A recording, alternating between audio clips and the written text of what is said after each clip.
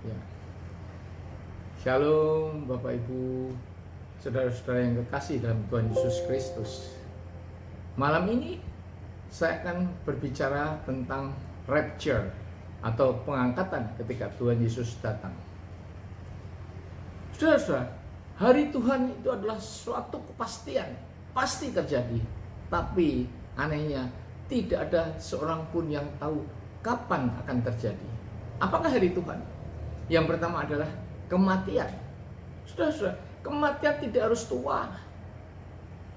Bayi lahir mati, bahkan dalam kandungan mati, remaja mati, semuanya tidak pandang bulu, anytime, saudara-saudara. Ya, juga kematian tidak harus sakit. Karena sehat tiba-tiba kena jantung meninggal, atau yang terakhir ini kena COVID dan lain-lain, saudara-saudara. Nah, yang kedua apa? Kedatangan Tuhan Yesus yang kedua kalinya dalam Matius 24 ayat 30. Lah saudara-saudara, mau kemana kita jika itu terjadi? Apakah kita dipanggil Tuhan atau Tuhan Yesus datang terlebih dahulu? Apakah kita mau ke neraka atau Sheol, atau kita akan bertemu dengan Tuhan di Taman Firdaus dulu? Ini adalah pilihan yang tidak bisa dihindari, saudara-saudara. Hanya ada satu pilihan.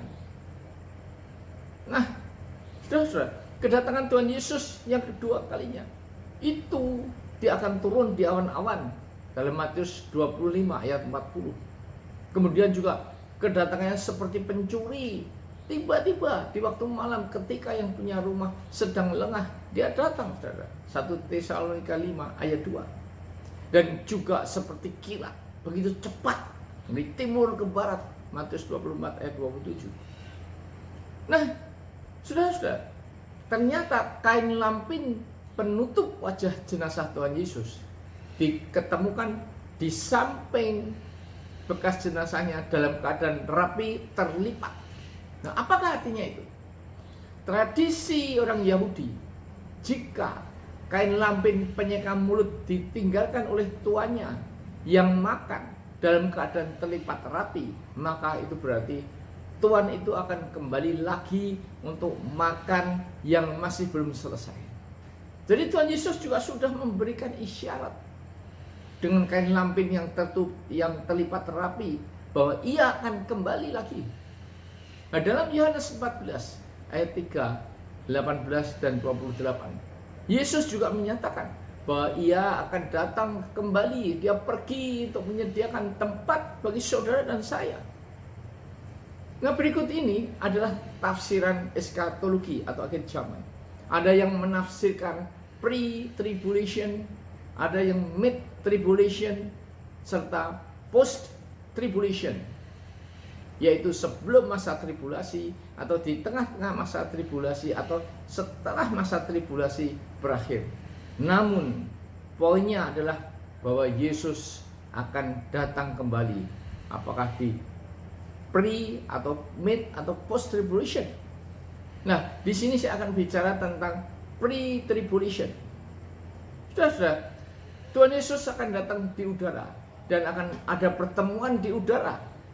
Ya, yang sudah rindu menerima karunia sulung roh dalam Roma 8 ayat 23 akan diangkat. Dia boleh dikatakan buah sulung gereja. Ya. Sedangkan yang belum diangkat maka akan mengalami 2 kali masa tribulasi, yaitu 3,5 tahun pertama, di mana Babylon agama jaya didukung oleh antikris membunuh orang-orang kudus. Ada dalam Wahyu 17 ayat 6. Ya, kemudian setelah itu berakhir, maka dimulai masa tribulasi kedua yang lebih sengsara dan tidak pernah ada, di mana antikris menyatakan diri sebagai Allah dalam 2 Tesalonika 2 ayat 4, dan Babylon agama dihancurkan. Nah, di situ saudara-saudara, di 3,5 tahun yang kedua, antikris dan nabi palsu membunuh yang tidak sujud dalam Wahyu 13 ayat 15. Nah, setelah itu selesai, lalu terjadi perang Armageddon, Dan itu yang lulus akan diangkat ketika Tuhan Yesus dan para salehnya datang turun ke dunia di pintu gerbang Yerusalem. Nah, setelah itu saudara, terjadi masa pemerintahan 1000 tahun. Nah, saya tidak akan sampai sana, sampai di sini saja dulu. Saudara-saudara, boleh dikatakan orang yang sudah siap diangkat itu bagian pisang, itu bagian atasnya sudah matang, saudara-saudara, sedangkan di bawahnya masih hijau. Nah, yang sudah matang kuning-kuning inilah orang yang sudah siap. Sedangkan yang masih hijau itu harus dimatangkan dengan apa? Dikarbit, disimpan, ya. Nah, inilah yang dipaksa, inilah yang dipaksa dalam masa tribulasi kalau dia lulus, saudara. Jadi buah sulung gereja adalah yang ibaratnya pisang yang kuning tadi sudah siap matang, sedangkan yang buah susulan adalah pisang yang hijau. Saudara, di Roma 8 ayat 23 seperti tadi, mereka pengen segera diangkat untuk pembebasan tubuh karena dunia ini penuh sengsara, saudara-saudara. Di surga mulia tidak ada apa, duka cita, tidak ada penyakit, segala macam, adanya hanya sukacita memuji Allah sepanjang waktu. Dan di Wahyu 17 ayat 4 dan 5 dan 6 dikatakan, Babylon agama adalah wanita yang memakai kain ungu dan kirmisi dengan cawan di tangannya penuh kekejian dan kenajisan. Percabulannya mabuk oleh darah orang-orang kudus dan darah saksi-saksi Kristus. Nah, ketika Tuhan Yesus datang turun di awan, maka orang mati akan dibangkitkan dahulu. Kemudian yang masih hidup akan diangkat. 1 Tesalonika 4 ayat 16 dan 17. Diangkat seperti Henoh, Nabi Elia yang tidak meninggal tapi langsung ke atas, saudara. Sebenarnya ada video ya, di mana bagaimana ketika Tuhan Yesus datang itu orang di sekeliling kita tahu-tahu hilang, keangkat, saudara. Nah, saudara, yang tidak memenuhi kriteria tersebut tadi kembali lagi akan tinggal dalam zaman antikris dan dipaksa untuk menjadi buah susulan bagi yang tidak menuruti kehendak antikris. Nah, saudara ingin diangkat pada kloter pertama sebagai buah sulung gereja atau kloter kedua atau buah susulan? Nah, kloter kedua ya seperti pisang yang dikarbit tadi, dipaksa akan memenuhi syarat untuk diangkat. Jadi harus mengalami masa tribulasi atau masa kesukaran pertama selama 3,5 tahun, lalu masa kesukaran besar pada masa 3,5 tahun yang kedua. Baru Tuhan Yesus datang turun ke dunia dan memerintah sebagai raja pada zaman 1000 tahun. Di mana orang-orang kudus dijadikan imam dan raja pada Wahyu 20 ayat 6. Nah, berikut ini adalah tanda-tanda kedatangan Tuhan Yesus yang kedua. Di Milka 7 ayat 1 dan 2 dikatakan, celaka aku, sebab keadaanku seperti pada pengumpulan buah-buahan musim kemarau, seperti pada pemetikan susulan buah anggur. Tidak ada buah anggur untuk dimakan, atau buah ara yang kusukai. Orang saleh sudah hilang dari negeri, dan tiada lagi orang jujur di antara manusia. Mereka semuanya mengincar darah, yang seorang mencoba menangkap yang lain dengan jaring. Inilah, saudara, apa yang terjadi jika orang itu tidak diangkat pada waktu Tuhan datang yang pertama. Ya, tidak ada buah-buahan, ya, tidak ada buah anggur, tidak ada buah ara. Orang saleh hilang. Dan tidak ada lagi orang jujur di antara manusia. Semua pada menang-menangan sendiri, bohong-bohongan, ya. Mereka semua mengincar darah, yang seorang mencoba menangkap yang lain dengan jaring. Inilah siksaan bagi orang-orang kudus yang ditinggal, yang tidak diangkat. Di Matius 24 ayat 21 dikatakan, sebab pada masa itu akan terjadi siksaan yang dahsyat seperti yang belum pernah terjadi sejak awal dunia sampai sekarang dan tidak akan terjadi lagi. Inilah masa tribulasi yang kedua, saudara.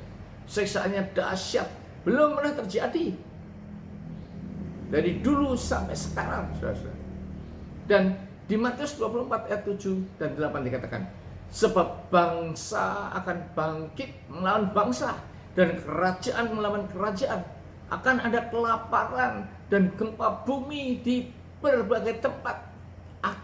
Tetapi semuanya itu barulah permulaan penderitaan menjelang zaman baru.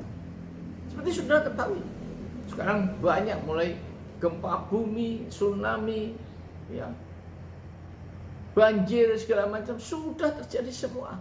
Tapi itu baru permulaan penderitaan menjelang zaman baru, yaitu zaman baru setelah 1000 tahun pemerintahan Tuhan Yesus. Nah, permulaan penderitaan itu adalah masa tribulasi pertama. Dan di Matius 24 ayat 21 dikatakan itu adalah masa tribulasi kedua. Nah, sudah ada 4 peristiwa besar yang akan terjadi pada saat masa kesusahan itu datang.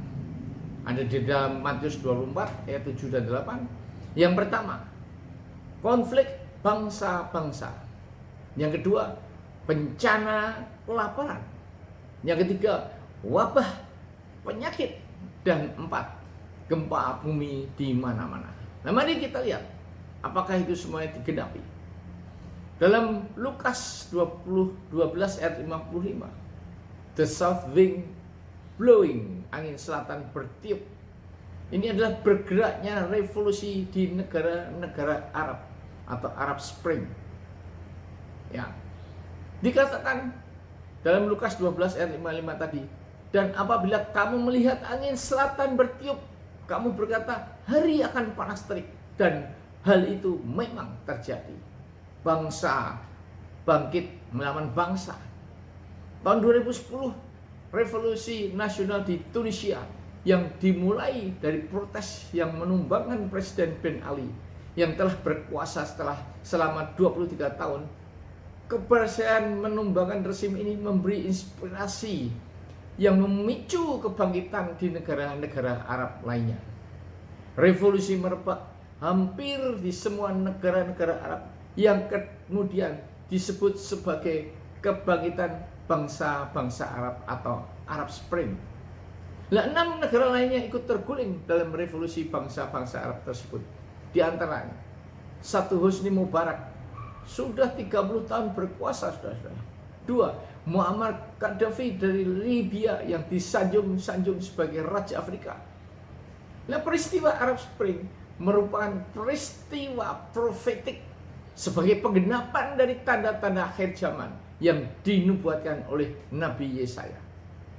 Dalam Yesaya 19 ayat 2, aku akan menggerakkan orang Mesir melawan orang Mesir supaya mereka berperang, setiap orang melawan saudaranya dan setiap orang melawan temannya, kota melawan kota, kerajaan melawan kerajaan. Begitu juga dengan Libya, di mana Eropa atau Raja Negeri Utara pada pertengahan 2011 mengirim kapal-kapal perang dan pesawat-pesawat tempur untuk membantu pemberontak menumbangkan rezim militer Gaddafi atau Raja Negeri Selatan.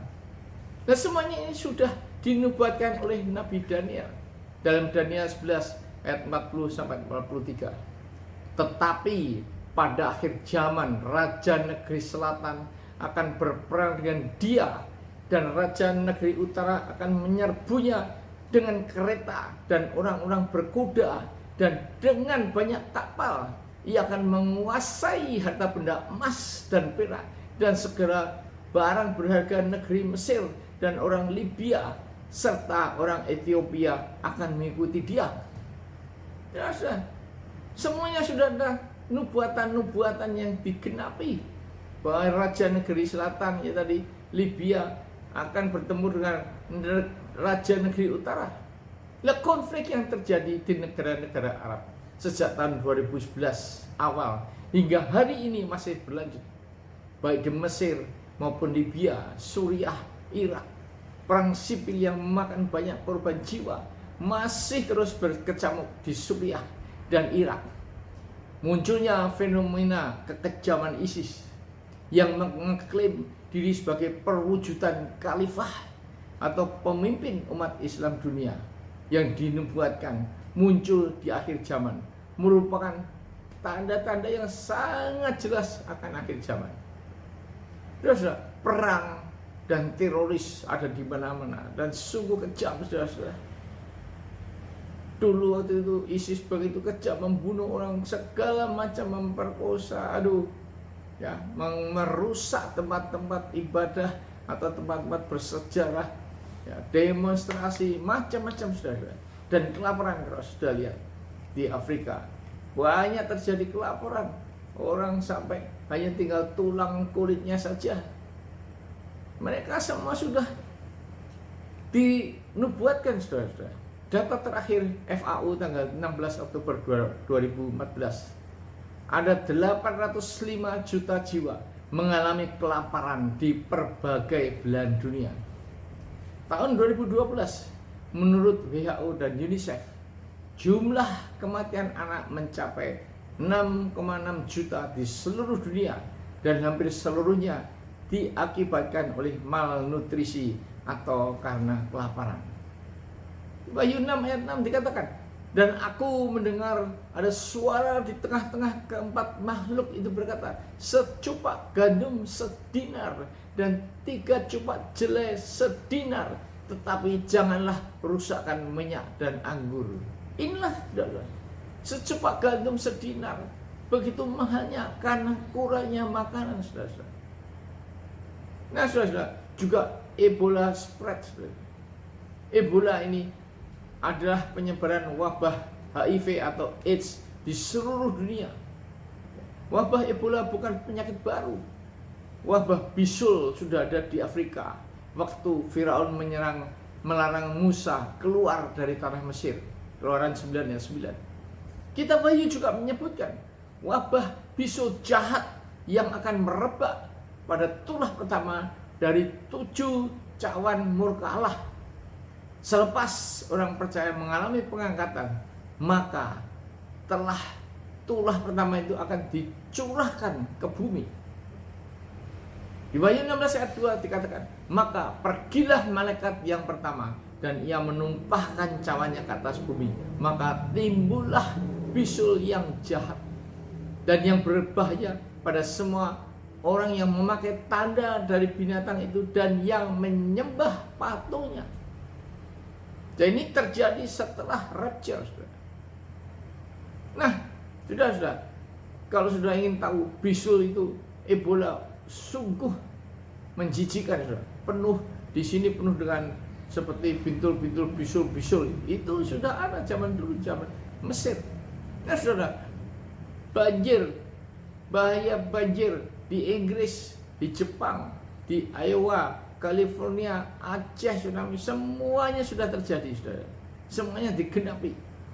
Dan tahun 2012, Sumatera, gempa bumi di Sumatera itu men-trigger seluruh dunia, ya, sampai kemana-mana.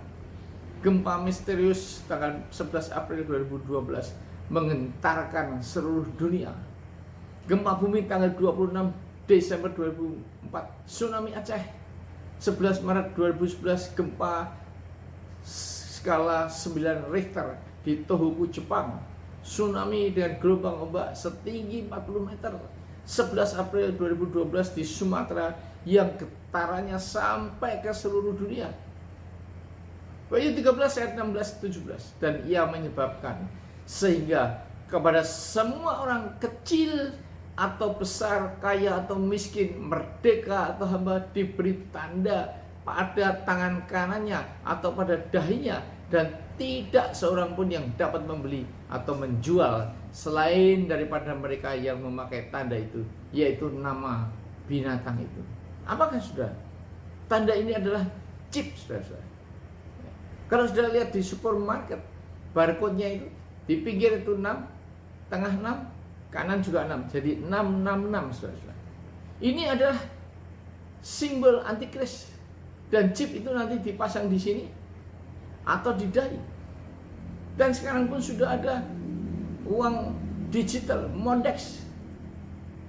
Jadi bertransaksi lewat komputer. Ya. Dan chip itu hanya sekian, saudara. Ada yang kecil lagi. Dan orang harus memakai ini. Kalau tidak mau memakai, maka dia tidak bisa bertransaksi. Semuanya sudah tersedia dan sudah banyak yang dipasang. Di Joel 2 ayat 30 dan 31. Aku akan mengadakan mujizat-mujizat di langit dan di bumi. Darah dan api dan gumpalan-gumpalan asap. Matahari akan berubah menjadi gelap gulita dan bulan menjadi darah sebelum datangnya hari Tuhan yang hebat dan dahsyat itu. Saudara, bulan darah sudah terjadi di mana-mana, saudara. Yang terakhir bulan September kalau nggak salah, tahun 18 atau 19 di Israel. Semua bulan darah semua digenapi, saudara. Ya. Di India Selatan hujan darah, dan ketika diselidiki oleh salah satu universitas di sana, ternyata airnya itu seperti partikel-partikel yang hidup, yang berubah, saudara. Jadi bukan air biasa, merah, tapi dia hidup. Nah, tanggal 22 November 2012 di Australia terjadi sungai darah. Demikian juga di Yangtze River September 7, 2012. Bahkan di Indonesia, di Kalimantan, di Tarakan, fenomena alam, air sungai menjadi warna merah darah. Nah, sudah, apa yang saya paparkan tadi boleh dikatakan sudah lama terjadi. Yang masih hangat baru-baru ini adalah apa? COVID-19, perang dagang Amerika-China. Bahkan sekarang diberitakan Amerika sedang resesi. Nah, belum lagi video-video yang saya dapatkan tentang rudal-rudal bawah tanah Iran yang siap meluncur sampai ke Israel. Nah, karena COVID, saudara, banyak orang yang bertobat. Tata cara ibadah yang berubah. Bukan hanya streaming. Kalau dulu harus ketemu, sekarang harus live streaming. Tapi juga yang baru dimulai dengan virtual reality church, di mana memakai suatu alat, dan ini bisa ke seluruh dunia memakai internet.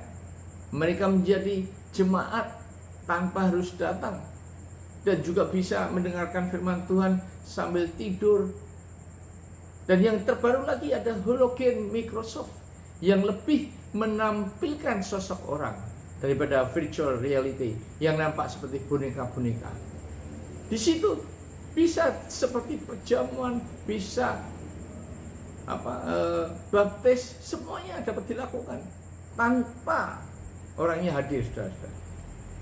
Nah, saudara, saya percaya bahwa semua ini adalah grand design Allah yang mengubah segala tatanan dunia dan terutama menyadarkan manusia agar segera bertobat dan meninggalkan dosa Sodom Gomora, laki-laki dengan laki-laki, wanita dengan wanita.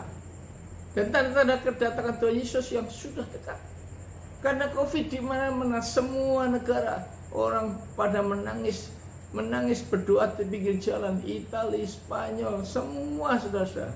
Bahkan di rumah sakit, penjara, semuanya bersadar mereka harus segera bertobat.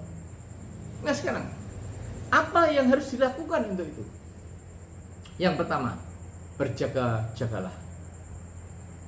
Matius 25 ayat 13 dikatakan, karena itu berjaga-jagalah sebab kamu tidak tahu akan hari maupun akan saatnya. Karena kedatangan Tuhan Yesus yang kedua bagaikan pencuri, apalagi seperti kilat, sangat cepat sekali, mendadak datang begitu saja, maka kita harus berjaga-jaga setiap saat. Ingatlah kata Tuhan Yesus ketika berdoa di Taman Getsemani, dan Petrus serta kedua anak Zebedius tertidur. Tuhan Yesus berkata, tidak bisakah kamu berjaga-jaga 1 jam saja? Artinya apa? Saudara, minimal 1 jam setiap hari kita harus berjaga-jaga, harus berdoa, harus berkomunikasi dengan Allah Satu jaminan. Ya. Yang kedua adalah hidup benar dan kudus. Di Matius 7 ayat 13 ayat 14 dikatakan, masuklah melalui pintu yang sempit, sebab pintu dan jalan yang menuju ke neraka besar dan lebar, dan banyak orang yang melaluinya.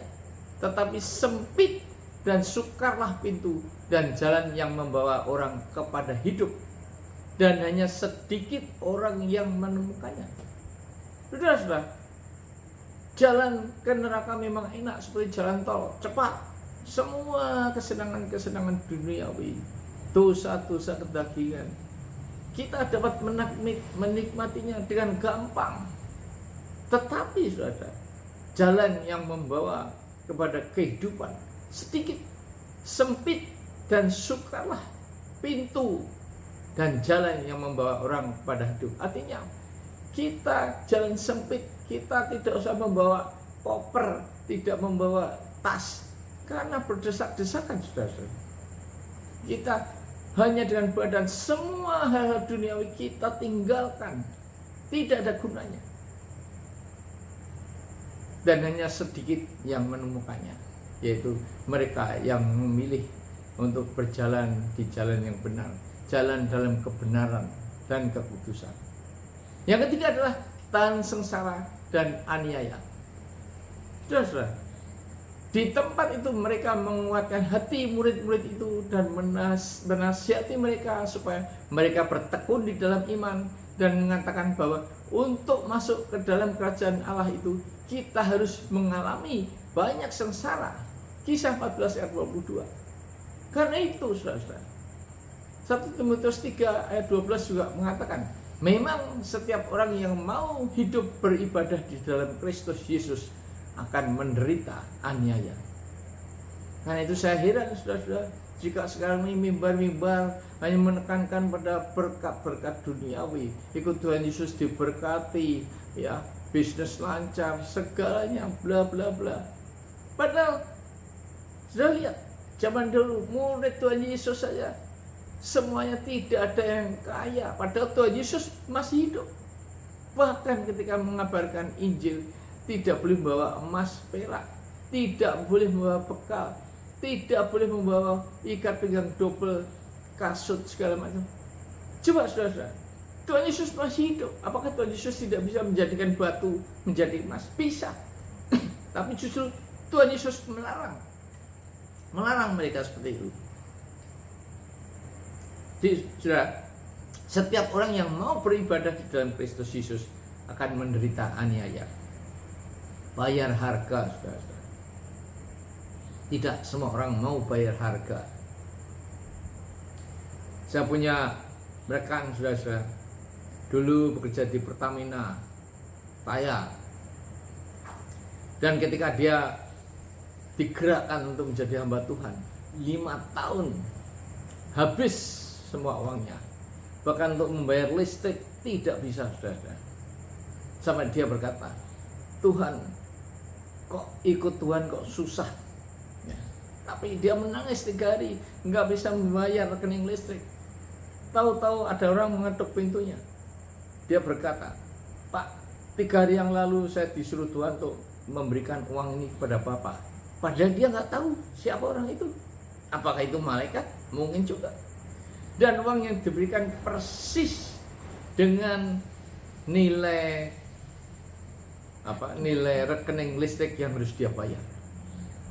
Dan semenjak itu dia hidupnya mulai berubah. Dan sampai sekarang saudara-saudara tahu, dia tidak pernah mencari order. Dia developer. Dia hanya berdoa dan Tuhan memberikan lewat orang lain, memberitahu, kamu ke sana. Itulah kalau kita mau bayar harga, mujizat dapat terjadi. Tapi banyak orang yang tidak mau bayar harga. Untuk datang dalam pertemuan minta uang saku. Wah, macam-macam saudara. Itulah saudara. Jikalau kita tidak mau bayar harga, tidak mungkin mujizat terjadi, saudara.